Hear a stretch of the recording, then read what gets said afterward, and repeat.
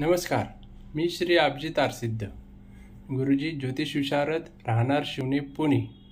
आज आपण आजचे पंचांग पाहणार आहोत। वार शनिवार, तारीख 27/1/2024, पक्ष कृष्ण पक्ष, तिथी द्वितीया पहाटे 3:37 पर्यंत, नक्षत्र आश्लेषा दुपारी 1:01 पर्यंत, योग आयुष्मान सकाळी 8:08 पर्यंत, करण तैतील दुपारी 2:26 पर्यंत, रास कर्क दुपारी 1:01 पर्यंत, नंतर सिंह।